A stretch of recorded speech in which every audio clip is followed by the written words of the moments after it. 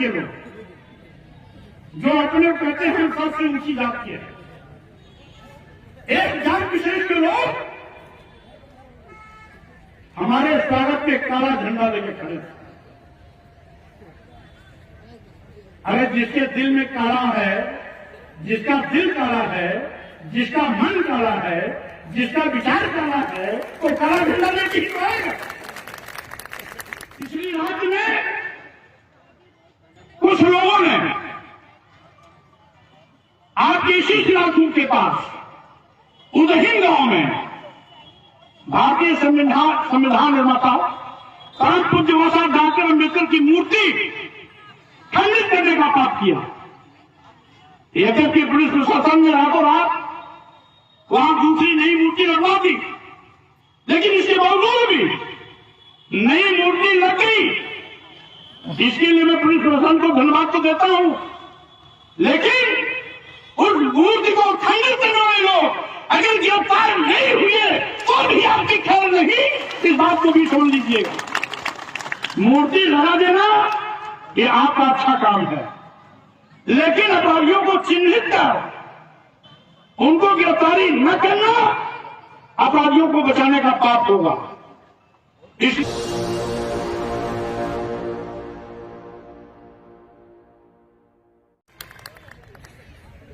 उसके चेहरे पर तो जरा है नहीं,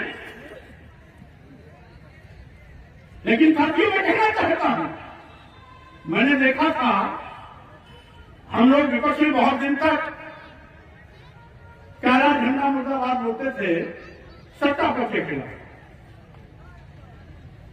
लेकिन हमें खुशी है कि आज स्वामी प्रसाद मौर्य विपक्ष में होते हुए भी सत्ता पक्ष के लिए भारी पड़ रहे हैं और भय का कारण बने हुए हैं। आज सत्ता पक्ष के लोग, पहले विपक्ष के लोग सत्ता पक्ष को काला झंडा दिखाते थे, आज सत्ता पक्ष के लोग, डबल इंजन की सरकार के लोग आज स्वामी प्रसाद मौर्य को काला झंडा दिखा रहे हैं।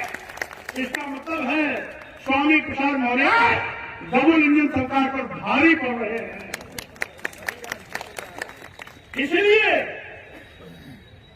अभी मैं कल गया था कानपुर एक शादी अटेंड करने के लिए, वहां सूचना मिली कि यहां आपके ऊपर काली स्याही फेंकी जाएगी। मेरा पुलिस का चौवन व्यवस्था की कोई नजदीक पकड़ने ही नहीं पा रहा, काली स्याही तो आई नहीं। आज यहां पर भी जिनके हाथ में काला झंडा दिखाई पड़ा, पुलिस ने उनकी भी जबरदस्त तोड़िया की और उनका काला झंडा कहां दिखाई पड़ा, कहां नहीं दिखाई पड़ा, उनके जेब में रह गया या निकला कि नहीं निकला, इसको भी कोई देख नहीं पाया। लेकिन इतना जरूर है कि जहां भी मैं जाता हूं, काला झंडा मुर्दाबाद काली स्याही इस बात का प्रतीक है कि आज अगर भाजपा डरी हुई है, भाजपा सहमी हुई है, भाजपा को डर है कि भाजपा की खटिया खड़ी दूसरा गोल कोई कर सकता है, तो स्वामी प्रसाद मौर्य कर सकते हैं। इसलिए आपके काले झंडे से ये कारवां रुकने वाला नहीं है। यह बुद्ध का कर्म है, ये विचारों का कर्म है, ये डॉक्टर अम्बेडकर का कर्म है, ये ज्योतिबा फुले का कर्म है, ये सावित्रीबाई फुले का कर्म है, यह मानव कांशीराम का कर्म है, ये इंसानियत का कर्म है। ये कर्म रुकने वाला नहीं है, जितना रोकोगे उतनी ताकत से आगे बढ़ेंगे। और साथियों, कुत्ते भूखे रह गए, हाथी आराम से यहां पहुंचाई। कुत्ते भूखे रह गए, हाथी आराम से यहां तक पहुंचाई। इसलिए कुत्तों के भौंकने से हाथी की रफ्तार कभी रुकती नहीं। जिनका काम भौंकना है वो भौंकते रहे, हाथी अपनी चाल मस्ती से चलती रहेगी। और साथियों, मैं ये भी कहना चाहूंगा, ये मां का हलवा खाएं, राम के नाम पर देश को सत्ता का सुख हो गए और देश के करोड़ों करोड़ लोग पर जिंदगी जीने के मजबूर हो। सावधान रहना, ये विक्रमधार लोग है, ये हमें गरीब मजलूम बना करके हमारे बच्चों की जिंदगी के साथ खिलवाड़ कर रहे हैं। आज आपको मालूम होगा, हमारे देश के प्रधानमंत्री जी कहते हैं कि हम 2014 में रो रहे थे कि हम पिछड़े हैं, वोट लेने के लिए पिछड़े,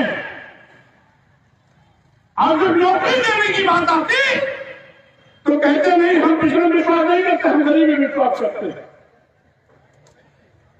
क्या क्या काम है भाई?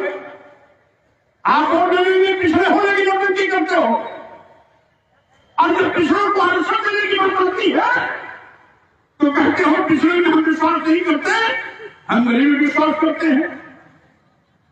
अरे भाई, इस देश का आदिवासी, दलित, पिछड़ा, ये सब गरीब ही है,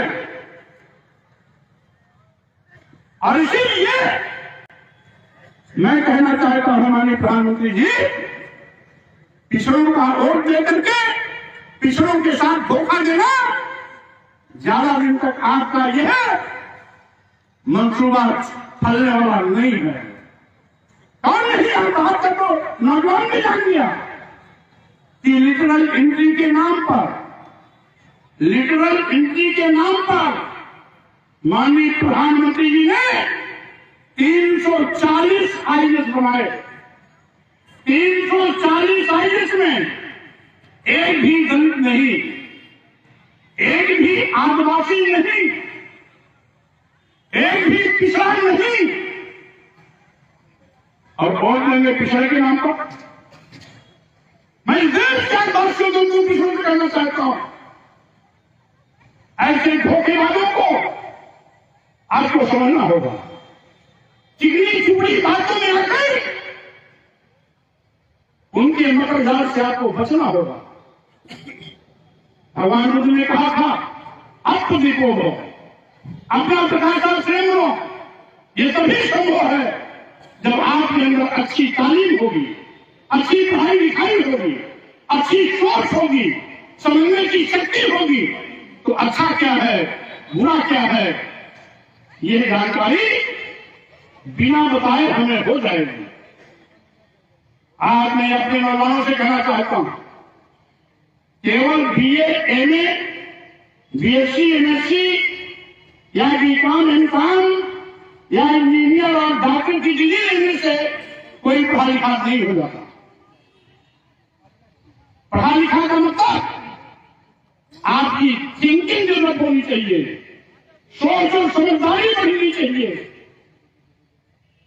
अगर पढ़ने लिखने के बावजूद भी आप वही गलती करते हैं जो जाने अनजाने एक बिना पढ़ा लिखा व्यक्ति गलती करता है, तो उसमें और आप में अंतर क्या है?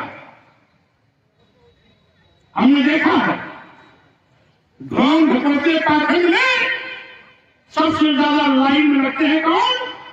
पढ़े लिखे, doctor, engineer, professor, advocate, IAS, IPS, यानी जो पढ़ा लिखा है सबसे ज्यादा पोगापंथी व्यवस्था का शिकार हुआ है। आखिर ऐसा क्यों? ऐसा क्यों? इसलिए हम उसको पढ़ाई लिखाई नहीं मानते। कबीरदास जी स्कूल में कटहरा भी नहीं पढ़े थे, स्कूल गए ही नहीं थे,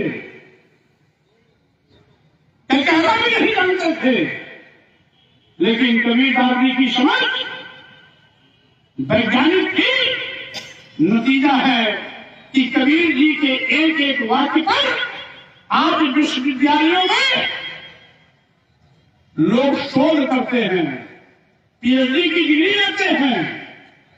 कबीर जी पढ़े लिखे नहीं थे, लेकिन कबीर जी की एक एक बात पर लोग रिसर्च करते हैं और पीएचडी की डिग्री पाते हैं। भाषा डॉक्टर अम्बेडकर ने भी कहा था, शिक्षित बनो। 3 मूल मंत्र दिया था, जिसमें पहला था शिक्षित बनो। शिक्षित बनो, संगीत हो, संघर्ष हो, तो पहला मूल मंत्र था शिक्षित बनो। ज्योतिबा फुले जी ने कहा था कि विद्या के भाव में मति मारी गई, मति के भाव में वृत्त मारा गया, वृत्त के भाव में वित्त मारा गया, वित्त के भाव में गति मारी गई। नतीजा ये था कि जो भारत सोने की चिड़िया कहा जाता था, उस भारत के लोग विद्या के भाव में गरीब हो गए, लाचार हो गए। आज कुरान की आयतों में भी इस बात का हवाला दिया गया है।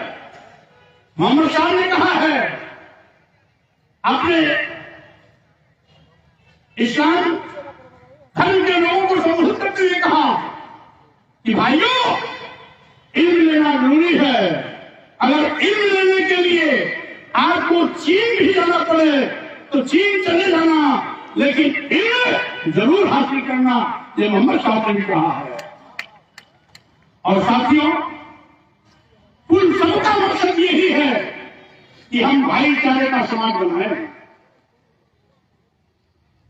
हम सभी इंसान हैं, और जब इंसान हैं तो सबको बराबर की भूख लगती है, सबको बराबर की प्यास लगती है, सबको बराबर का सम्मान चाहिए। और लेकिन कुछ ऐसा एक और विशेष है जो अपना तो सम्मान लेना चाहता है और हमको जानवर से बदतर जिंदगी जीने के लिए मजबूर करने की कोशिश करता है।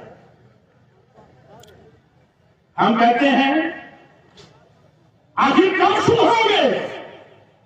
हजारों साल तक ये देश गुलाम रहा, हजारों साल तक ये देश गुलाम रहा, इसीलिए कि इन्होंने इंसानों को बांटा, वर्ण में बांटा, जाति में बांटा, ऊंच नीच में बांटा, छुआछूत में बांटा। और साथियों, मैं कहना चाहता हूं यहां पर जात पात, छुआछूत, ऊंच नीच जो भेदभाव, मूलक विषमतापूर्ण समाज है, वो इस देश के लिए कैंसर है। जातिवाद इस देश के लिए जहर है, इस देश के लिए कैंसर है। इसलिए हम आप सब लोग कि अगर जाति कोई है तो केवल इंसान की जाति है,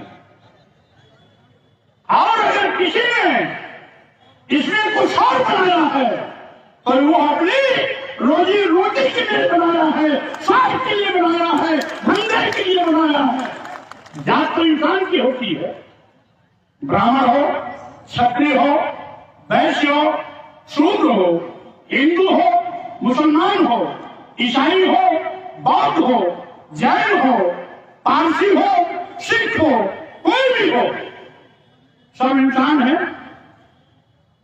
और जब इंसान सब है तो इंसान में भेद क्यों? यहां पर जितने लोग बैठे हुए हो, सबके एक सिर, दो आंख, दो कान, दो नाक, दो हाथ, दो पैर, पेट और पीठ है। क्या किसी के अंदर कोई अंतर है?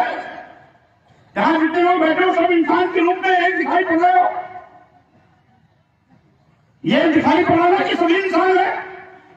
क्या इसमें किसी को देख के बता सकते हो कि फला मौर्या, फला पारसी, फला तेली है? अगर आपके गांव का नहीं है तो आप नहीं बता सकते कि कौन कोरी है, कौन चमार है, कौन धोबी है, कौन यादव है, कौन मौर्य है, कौन कुर्मी है, कौन लोहार है, कौन बढ़ई है, कोई कुम्हार है, कोई नहीं बता सकता। कोई ये नहीं बता सकता कौन ब्राह्मण है, कौन क्षत्रिय है, कौन बनिया है। कोई ये नहीं बता सकता कि कौन किस धर्म का है। अगर आपके गांव का नहीं है, गांव वाले तो पहचानते हो तो कोई। अगर आपके यहां इसमें कोई प्रतापगढ़ का बैठा हो, जौनपुर का बैठा हो, बांदा चित्रकूट का बैठा हो, तो कोई नहीं बता सकता कौन किस जात का है। इसका मतलब है आपकी पहचान इंसान से। जातियां जानवरों में होती हैं। हाथी को देखकर आप जान जाओगे ये हाथी है, ये ऊंट है, ये घोड़ा है, ये गधा है, ये गाय है, ये भैंस है, ये बकरी है, ये सुअर है, आप जान जाओगे। चिड़िया को देख के जान जाओगे ये कबूतर है, ये कौवा है, ये तोता है, ये गिलहरी है, देख के जान जाओगे। लेकिन इंसान को देख करके आप जाके नहीं बता पाओगे, यही कहोगे ये आदमी है, ये महिला है, ये औरत है, ये इंसान है। इसलिए धर्म के ठेकेदार अपना धंधा चलाने के लिए हमको जातियों में बांटा, ऊंच नीच में बांटा, छुआछूत में बांटा। ऐसे नफरत फैलाने वाले लोगों से सावधान रहना। जो इंसानियत के दुश्मन है वो देश के भी दुश्मन है। आज ये सरकार शिक्षा को महंगी कर रही है। यहीं पर केंद्रीय विश्वविद्यालय इलाहाबाद विश्वविद्यालय है, 400 रुपए फीस थी, बीए में 4,000 रुपया कर दिया। 450 फीस थी बीकॉम में, 4,500 कर दिया। 500 फीस थी बीएससी में, 5,000 कर दिया।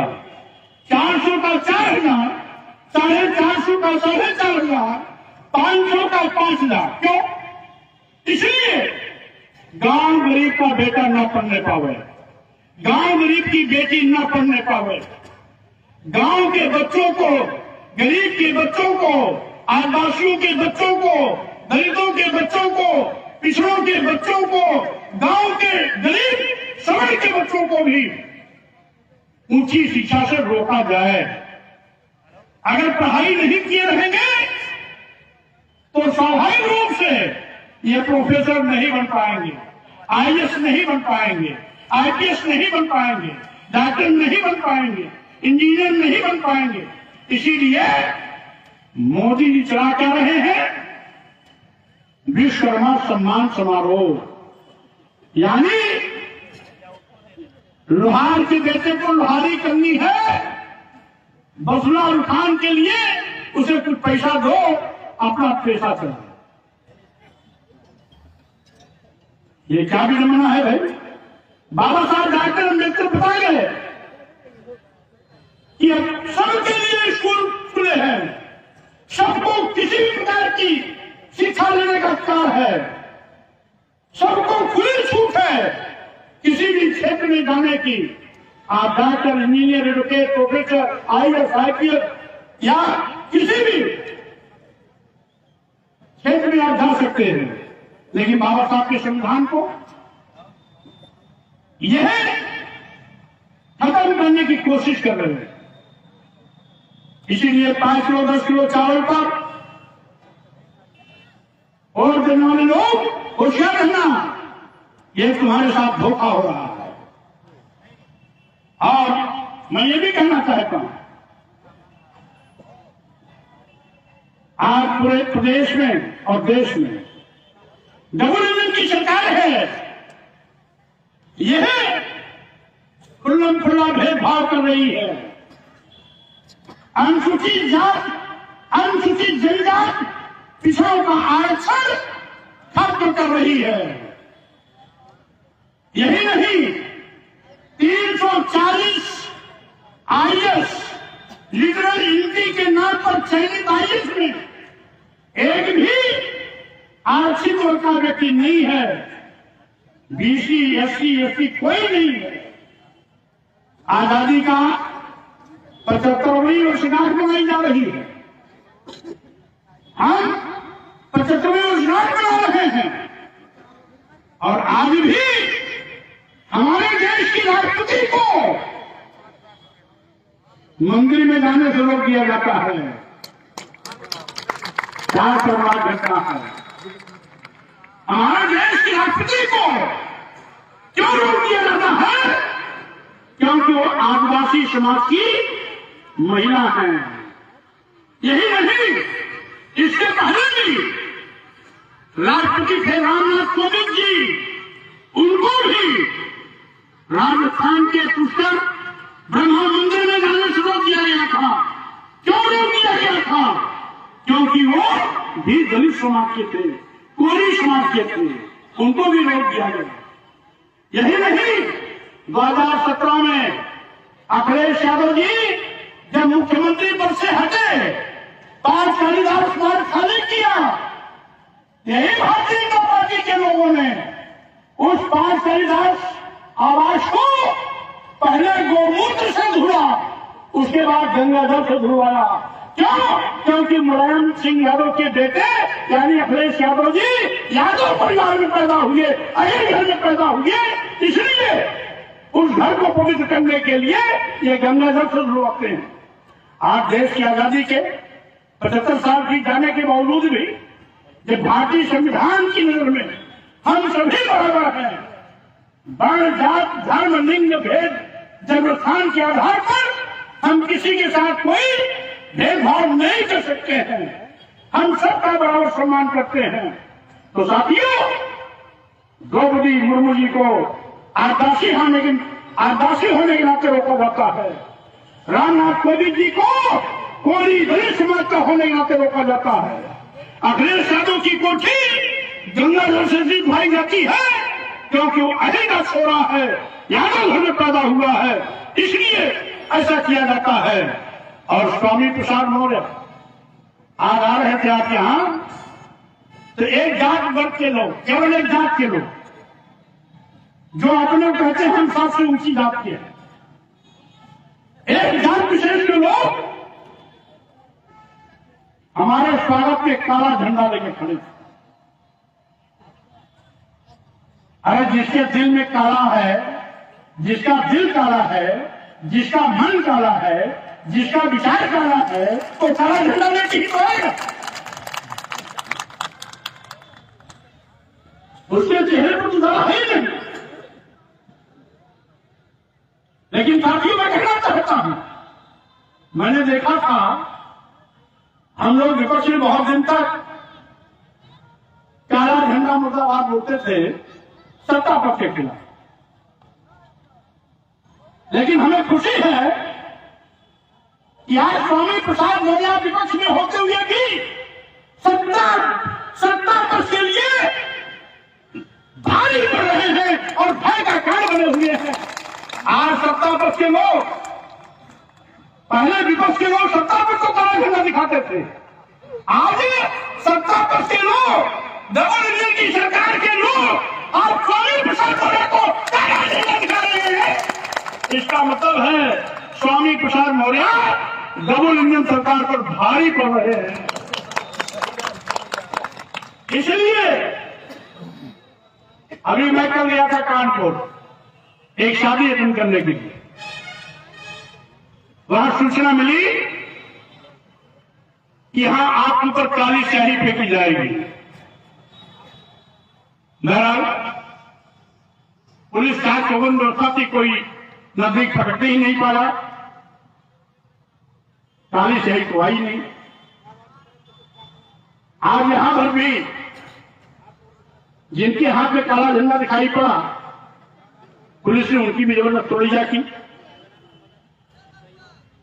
और उनका काला झंडा कहां दिखाई पड़ा, कहां नहीं दिखाई पड़ा, उनके जेब में रह गया या निकला कि नहीं निकला, इसको भी कोई देख नहीं पाया। लेकिन इतना जरूर है कि जहां भी मैं जाता हूं, काला झंडा मुर्दाबाद काली स्याही इस बात का प्रतीक है कि आज अगर भाजपा डरी हुई है, भाजपा सहमी हुई है, भाजपा को डर है कि भाजपा की खच्चा खड़ी दूसरा गोल कोई कर सकता है, तो स्वामी प्रसाद मौर्य कर सकते हैं। इसलिए आपके काले झंडे से ये कारवां रुकने वाला नहीं है। यह बुद्ध का कर्म है, ये विचारों का कर्म है, ये डॉक्टर अम्बेडकर का कर्म है, ये ज्योतिबा फुले का कर्म है, ये सावित्रीबाई फुले का कर्म है, यह मानव कांशीराम का कर्म है, ये इंसानियत का कर्म है। ये कर्म रुकने वाला नहीं है, जितना रोकोगे उतनी ताकत से आगे बढ़ेंगे। और साथियों, कुत्ते भूखे रह गए, हाथी आराम से यहां पहुंचाई। कुत्ते भूखे रह गए, हाथी आराम से यहां तक पहुंचाई। इसलिए कुत्तों के भौंकने से हाथी की रफ्तार कभी रुकती नहीं। जिनका काम भौंकना है वो भौंकते रहे, हाथी अपनी चाल मस्ती से चलती रहेगी। और साथियों, मैं ये भी कहना चाहूंगा, कोई भी धर्म जोड़ने के लिए होता है, समाज को जोड़ने के लिए होता है। धर्म समाज को बांटने के लिए नहीं होता। कोई भी धर्म हो, इंसानियत की बात करता है, मानवता की बात करता है, समाज को जोड़ने की बात करता है, भाईचारे की बात करता है, एक दूसरे के सुख दुख में हिस्सा लेने की बात करता है। और अगर कोई धर्म का ठेकेदार किसी को नीच कहता है, किसी को अधम कहता है, किसी को अपमानित करने की बात करता है, महिलाओं को प्रताड़ित करने की बात करता है, आदिवासियों दलितों पिछड़ों को मारने पीटने प्रताड़ित करने की बात करता है, तो समझ लेना वो धर्म नहीं है, वो अधर्म है। इसलिए ऐसे धर्मियों से बचने की आवश्यकता है, ऐसे धर्मियों से बचने की आवश्यकता है जो हमें बांटने की कोशिश करते हैं, और जो हमें बांटने की कोशिश करते हैं वो देश को ही बांटने की कोशिश कर रहे हैं। आज हिंदू राष्ट्र की मांग करने की बात करने वाले कौन लोग? जब हमारा देश आजाद है, संप्रभु राष्ट्र भारत है, हमारा भारतीय संविधान है, तो हिंदू राष्ट्र की मांग करने वाले लोग देश को बांटने वाले लोग हैं। जो इंसानियत को बांटने का पाप कर रहे हैं वो देश को भी बांटने का पाप करने की कोशिश कर रहे हैं। आप जानते हैं, लाखों लाख स्वतंत्रता संग्राम सेनानियों ने पूज्य राष्ट्रपिता गांधी जी और नेताजी सुभाष चंद्र बोस के नेतृत्व में लाखों राष्ट्रपिता संग्राम सेनानियों ने लंबा आंदोलन किया, संघर्ष किया, घर बार छोड़ा, जेलें काटी, शहादत शहीद दिए हुए, और बड़े लंबे संघर्ष के बाद देश आजाद हुआ। आज हिंदू राष्ट्र की मांग करने वाले लोग इन स्वतंत्रता संग्राम सेनानियों की मेहनत पर पानी फेरने की कोशिश कर रहे हैं। आज हिंदू राष्ट्र की मांग करने वाले लोग इस देश को फिर से गुलाम बनाने की कोशिश कर रहे हैं। सावधान रहना ऐसे लोगों से। और साथियों, मैं ये भी कहना चाहता हूं, हिंदू राष्ट्र की मांग करने वाले लोग न केवल देश बांटना चाहते हैं बल्कि भारतीय संविधान को भी खत्म करना चाहते हैं, क्योंकि भारतीय संविधान जात-पात छुआछूत उन चीज को नहीं मानती है। लेकिन सत्ता में बैठे हुए लोग का चरित्र और चेहरा जात-पात छुआछूत ऊंच नीच के नाम पर भेदभाव करने वाला है, जो भारतीय संविधान के रहते नहीं चल सकता। अभी वाराणसी में बीएसयू विश्वविद्यालय, जो प्रधानमंत्री का क्षेत्र है, काशी विश्वनाथ मंदिर जहां पर स्थापित है, बुद्ध भगवान ने जहां पर पहला संघर्ष किया था, उस बनारस की धरती पर बीजू के छात्रा के साथ 3 लड़कों ने सामूहिक बलात्कार किया।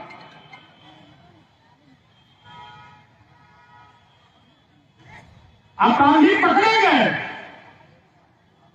पहली नवंबर की घटना, 2 तारीख को पकड़े गए, 3 तारीख को छोड़ दिया गया, क्योंकि अधिकारी जात-पात के मोह में अपराधियों को छोड़ दिया, क्योंकि वो तीनों अपराधी सत्ता पर से थे।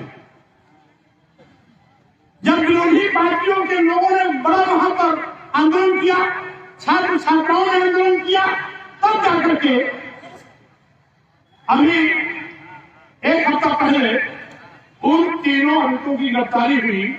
अब इत्तेफाक से तीनों आरोप एक पार्टी के हैं जो सत्ता में है। अभी एक लड़की यहां पर आई थी, छोटी क्लास में पढ़ती है, एक अध्यापक ने उसके साथ बदतमीजी की। एफआईआर दर्ज है, लेकिन स्थानीय पुलिस जांच के नाम पर उसको रफा दफा करने के चक्कर में है। यहाँ के सीओ होंगे, इसका संज्ञान लेने की बात उनके पास है। ये मत भूलिएगा, असेंबली चल रही है, एक दो दिन के अंदर उसके परिणाम नहीं आए तो ये मामला मैं असेंबली में उठाऊंगा।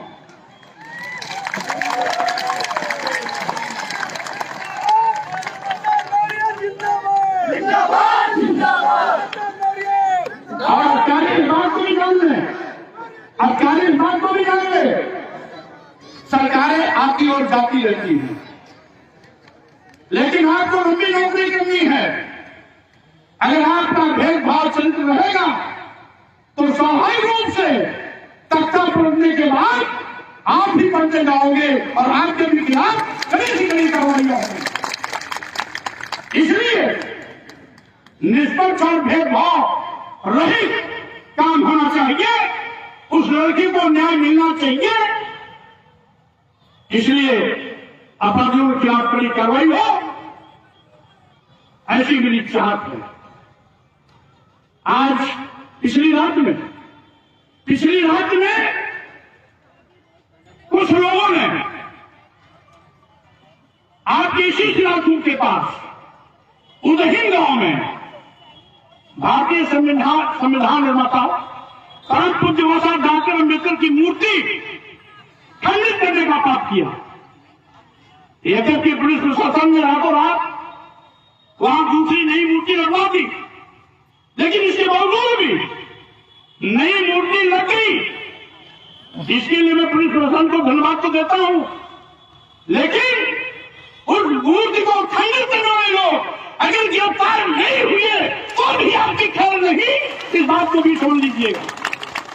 मूर्ति लगा देना ये आपका अच्छा काम है, लेकिन अपराधियों को चिन्हित कर उनको गिरफ्तारी न करना अपराधियों को बचाने का पाप होगा। इसलिए यह भी मेरी चेतावनी है, इन दोनों मामलों को गंभीरता से आपको लेना है। और साथ ही साथ साथियों, मैं अंत में आज के इस कार्यक्रम के मुख्य आयोजक को, जो हमारे स्थानीय कौशाम्बी के लोग हैं, जिन्होंने भाई कैलाश बौद्ध जी को और उनकी पूरी टीम को सहयोग देकर के ये भव्य और ऐतिहासिक कार्यक्रम आयोजित किया, जबकि सुबह प्रातःकाल में लखनऊ से चला तो बूंदाबांदी हो रही थी।